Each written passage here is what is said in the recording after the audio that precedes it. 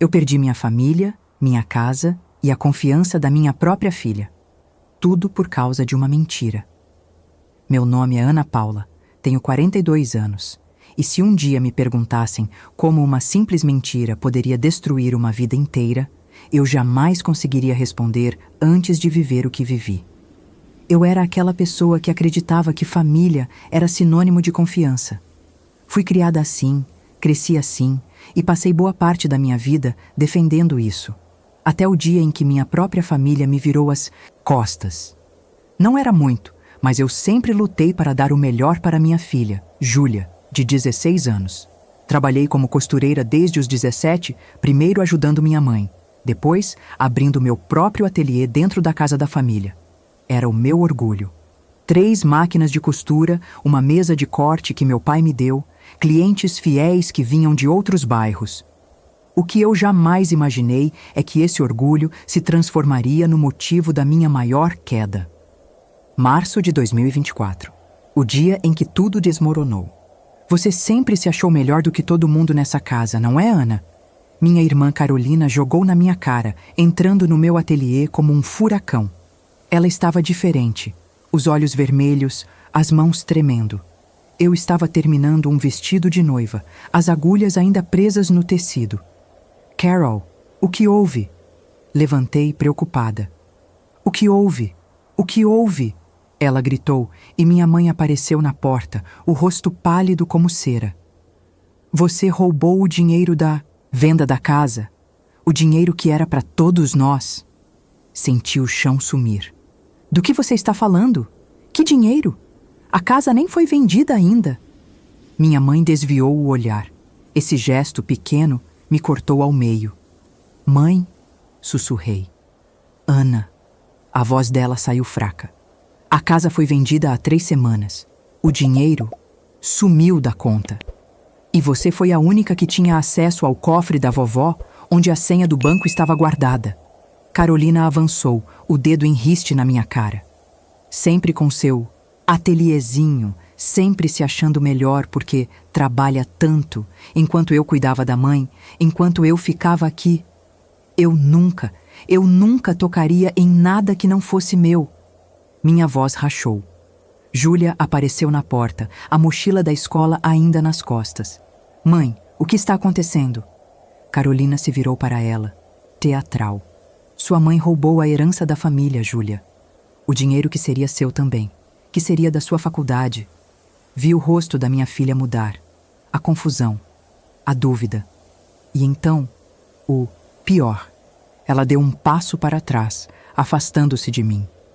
Júlia, olha para mim. Estendi a mão, mas ela recuou mais. Filha, minha mãe finalmente falou, e por um instante achei que fosse me defender. Eu preciso que você saia da casa hoje. Não posso ter alguém em quem não confio morando aqui. O silêncio que seguiu foi ensurdecedor. Mãe, a senhora não acredita nisso. Minha voz saiu num fio. Ela não respondeu. Apenas saiu da sala, as costas curvadas. Carolina cruzou os braços, vitoriosa. Você sempre teve inveja de mim, Ana. Inveja porque eu fui a preferida do pai, porque eu fiquei noiva primeiro, porque eu sempre fui mais bonita. Agora está pagando por querer ter mais do que merecia. Terminei aquela noite sentada na calçada, uma mala velha ao lado, vendo Júlia me observar da janela do 2º andar. Ela não desceu para se despedir. Aluguei um quarto nos fundos da mercearia do seu Osvaldo, na Rua das Acácias. 6 metros quadrados, uma janela que não fechava direito, um banheiro compartilhado. Consegui resgatar apenas uma das minhas máquinas de costura, a mais velha, que era minha mesmo. Passei a costurar por encomenda. Barras de calça, concertos, algumas peças simples, nada comparado ao que eu fazia. O pior não era a pobreza, era o silêncio. Mandei mensagem para a Júlia todos os dias da primeira semana. Filha, eu não fiz nada. Por favor, acredita em mim. Júlia, podemos conversar? Eu te amo.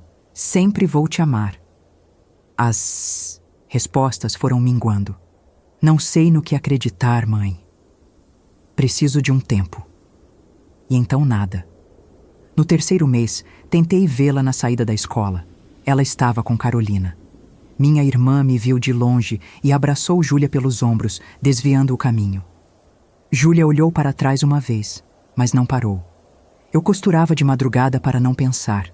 Pregava botões e alinhavava bainhas enquanto as lágrimas caíam no tecido. Cada ponto era uma tentativa de costurar de volta o que havia se rasgado. Os vizinhos cochichavam quando eu passava na rua. É aquela que roubou da própria mãe. Que vergonha, uma mulher daquela idade. Eu mantinha a cabeça erguida, mas por dentro estava despedaçada. Foi numa manhã de domingo, daquelas em que o sol nasce, mas a solidão pesa mais que qualquer luz. Eram 6h da manhã quando decidi voltar à casa antiga. Não para entrar, apenas para estar perto. Para lembrar que um dia eu pertencia a algum lugar. Sentei na calçada em frente ao portão. As janelas do meu antigo ateliê estavam fechadas. O jardim da frente, que eu cuidava com tanto carinho, estava cheio de mato. Ana! Uma voz me assustou. Era Dona Isaura, a vizinha de frente. Ela sempre foi discreta, mas naquela manhã trazia algo nas mãos e os olhos vermelhos. Dona Isaura. Tentei sorrir. Eu não aguento mais, filha. Não aguento mais carregar isso. Ela estendeu um envelope amarelado, as mãos tremendo. Sua mãe me deu isso há mais de 1 ano.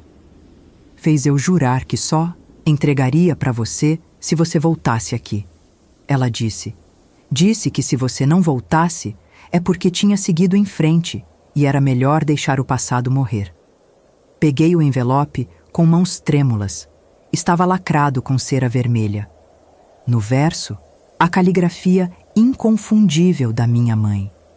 Para Ana, quando a mentira for maior que o amor. Sentei ali mesmo, no meio-fio, e abri. Minha querida Ana, se você está lendo isso, é porque eu não tive coragem de fazer o que era certo. É porque fui fraca demais para proteger você. Há 6 meses, Carolina apareceu aqui no meio da noite, desesperada. Ela devia dinheiro para agiotas. Muito dinheiro. 50 mil reais. Ela tinha pegado emprestado para investir num negócio com o noivo, que fugiu com outra quando tudo deu errado. Os homens estavam ameaçando ela, Ana. Disseram que iam fazer coisas terríveis se ela não pagasse. Eu vendi a casa às pressas, sem contar para você. Usei o dinheiro para salvar sua irmã. Mas Carolina estava com medo de que a verdade saísse. Com medo de que seu pai, lá do céu, soubesse que ela tinha desperdiçado tudo. Com medo de perder o respeito da família, da comunidade. Foi quando ela me propôs o impensável, botar a culpa em alguém. Fazer parecer que havia um roubo. Assim, ela teria uma desculpa para a família, para os conhecidos. Foi roubado, ela diria. Não fui eu que perdi. Ela me implorou, Ana, de joelhos. Chorou tanto que achei que fosse desmaiar. E eu sou fraca. Eu disse que não, 1000 vezes disse que não. Mas ela me ameaçou. Disse que se contaria que eu sabia das dívidas desde o início e não fiz nada. Que faria parecer que eu era cúmplice, que me levaria junto na vergonha. Eu escolhi errado, filha. Escolhi proteger uma filha sacrificando a outra. Escolhi Carolina porque ela sempre foi mais frágil, mais dependente. E porque eu tinha medo. Medo de perder as duas. Medo da verdade. Medo de ser julgada como uma mãe. Mas na hora que vi você sair de casa com aquela mala, eu soube. Perdi você de qualquer jeito. E perdi o que havia de digno em mim. Essa carta é minha confissão. Minha covardia em tinta e papel. Se um dia você ler isso, saiba. O amor que sinto por você nunca morreu. Me perdoe por ser fraca demais para merecê-lo. Com todo o arrependimento do mundo, sua mãe. Li 3 vezes, 4, 5. Dona Isaura sentou ao meu lado em silêncio. Quando terminei, não chorei. Senti algo diferente crescendo dentro de mim. Não era raiva, não era tristeza, era clareza. No dia seguinte, às 9h da manhã, bati na porta da casa da minha mãe. Carolina abriu, ainda de roupão, uma xícara de café na mão. O rosto dela empalideceu. O que você quer aqui? Bom dia para você também, irmã. Estendi o envelope. Acho que isso aqui é seu. Ou melhor, é nosso. Ela olhou para a carta, para mim, para a carta de novo. Eu não sei do que você está falando. Então lê. Minha voz saiu calma, firme. Lê em voz alta para mim. Eu não vou ler nada. Você não tem o direito de vir aqui me acusar de... Eu não tenho o direito? A voz saiu mais alta do que eu pretendia. Passei 8 meses sendo chamada de ladra. 8 meses dormindo num buraco. 8 meses sem minha filha. E eu não tenho o direito? Minha mãe apareceu na sala, apoiada numa bengala. Ela tinha emagrecido. Os olhos fundos, o rosto marcado pela culpa. Ana, ela sussurrou. A senhora escreveu isso. Mostrei a carta. Por quê? Por que escrever se não ia fazer nada? Ela se sentou, as pernas falhando. Porque eu precisava, pelo menos, deixar a verdade registrada em algum lugar. Caso eu morresse, caso... A voz quebrou. Eu vivo no inferno desde aquele dia, filha. Carolina arrancou a carta da minha mão e leu. Eu vi o rosto dela mudar a cada linha. Do choque, para o desespero, para o pânico. Você não pode mostrar isso para ninguém, ela finalmente disse, a voz trêmula. Não posso? Júlia vai ler. Os vizinhos vão saber. E se for preciso, a polícia também. Eu vou te pagar, ela gritou. Eu vou te dar o dinheiro, Eu não quero seu dinheiro, cortei. Eu quero que você olhe para mim e diga a verdade. Aqui, agora, na frente da nossa mãe. Silêncio. Fala, Carolina, fala o que você fez. Ela desabou. Literalmente, caiu de joelhos no chão da sala, soluçando. Eu estraguei tudo. Eu perdi o dinheiro do noivo. Eu fiquei desesperada. Eu não sabia o que fazer. E você achou mais fácil destruir a irmã. Eu tinha medo, ela gritou. Medo de que todos soubessem que eu fui burra, que eu apostei tudo num homem que me enganou. Você sempre foi a certinha, a trabalhadora, a que venceu sozinha. E eu sempre fui a bonita, só a bonita. Quando a beleza não bastou mais, quando tudo deu errado, eu não tinha nada, nada além da mentira. Olhei para ela, aos pedaços no chão, e não senti pena. Senti pena da pessoa que eu fui, aquela que teria corrido para consolar a irmã, mesmo depois de tudo. Mas eu não era mais aquela pessoa. 3 dias depois, Júlia me ligou. Mãe? A voz dela era pequena, assustada. Oi, filha, A vovó me contou. Sobre a carta, sobre tudo. Silêncio. Júlia, eu nunca faria isso. Eu nunca. Eu sei. Ela interrompeu e eu ouvi o choro contido. Eu sei, mãe. E eu sinto muito. Sinto tanto. Júlia, não, deixa eu falar. Ela respirou fundo e eu imaginei minha menina do outro, lado da linha, com aquela teimosia que herdou de mim. Eu fui covarde. Tia Carol falava mal de você todo dia. Dizia que você sempre teve inveja dela, que você era falsa. E eu acreditei. Porque era mais fácil acreditar do que enfrentar que minha família era uma mentira. Filha, você estava confusa. Eu entendo. Não, mãe. Não entende, não. Ela soluçou. Eu devia ter confiado em você. Eu te conheço desde que nasci. Eu sei quem você é. E mesmo assim, eu te abandonei quando você mais precisou de mim. Fechei os olhos, as lágrimas finalmente vindo. Júlia, eu te perdoo. Já perdoei.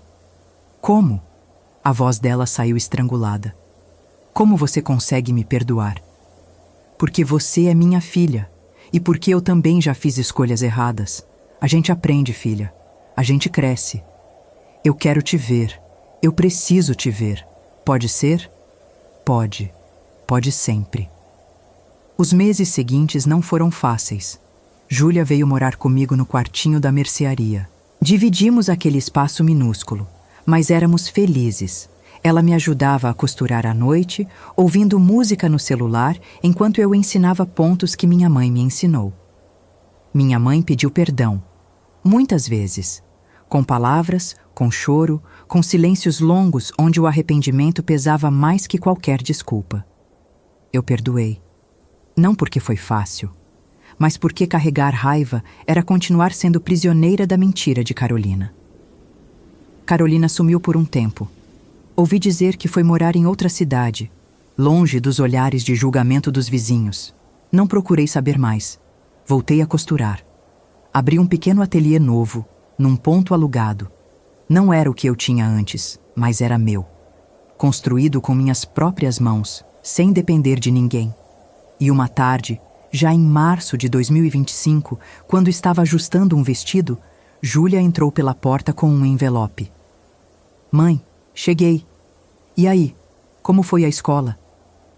Ela me abraçou por trás, o queixo no meu ombro. Sabe o que eu aprendi hoje? O quê? Que a verdade sempre costura o que a mentira rasga. Ela apertou o abraço. Foi você que me ensinou isso. Sorri. Pela primeira vez em muito tempo, um sorriso verdadeiro. Sim, eu perdi tudo por causa de uma mentira, mas encontrei a mim mesma e minha filha, por causa de uma verdade. E no fim, isso valeu cada ponto, cada cicatriz, cada recomeço. Se esta história tocou seu coração, deixa o like e se inscreve no canal. Obrigada por ter ficado até o fim.